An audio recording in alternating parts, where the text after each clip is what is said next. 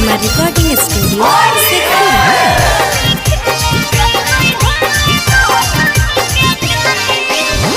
लेके पीछा करिया छौड़ी जो न तू बहरिया छौड़ा काहे ले दौड़ल चलो ही छौड़ी पीछा टोली है गे लेके पीछा करिया छौड़ी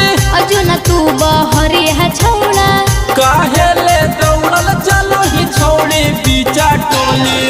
और भले साया साड़ी रंगैत ही चाहे रंगैत चोली अच्छा होली खेले जइबै हमे महतोली के टोली साथ अरे होली खेले जइबै हमे महतोली के टोली चल गया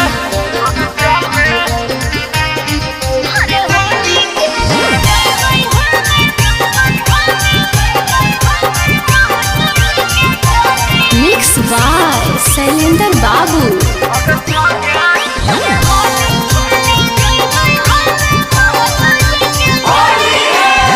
ढोढ़िया पर रहंगा वाला गई तो गोते गोते गे काहे तोर छौड़ा बोल कोरे जहाये ते फाटे रे गे सुन ढोढ़िया पर रहंगा वाला गई तो गोते गोते गे काहे तोर छौड़ा बोल कोरे जहाये ते फाटे आगे छौड़ी रंग दे तो पटक के चोली आगे छौड़ी चढ़ल हो देखई अभी होली हर भले साया साड़ी रंगैत ही चाहे रंगैत चोली रंगे दे होली खेले जइबै हमे महतोली के टोली अच्छा होली खेले जइबै हमे महतोली के टोली भोट तोरा माई के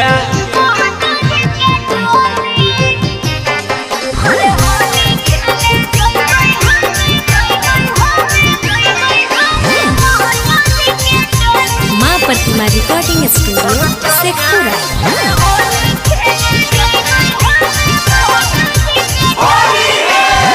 कर ले तो छौड़ी तोरा पुआ के ने मान गे होलिया में कर देली यही जौन यहाँ ओकरे नाम रे गे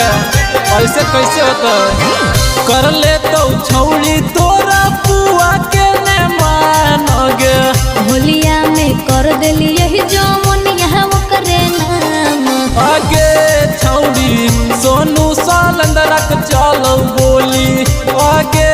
छौड़ी रंग तौरी तिकवा पटक गोली हर भले साया साड़ी रंगैत ही चाहे रंगैत चोली होली खेले जइबै हमे महतोली के टोली हे गे होली खेले जइबै हमे महतोली के टोली आगे हमर की होता गे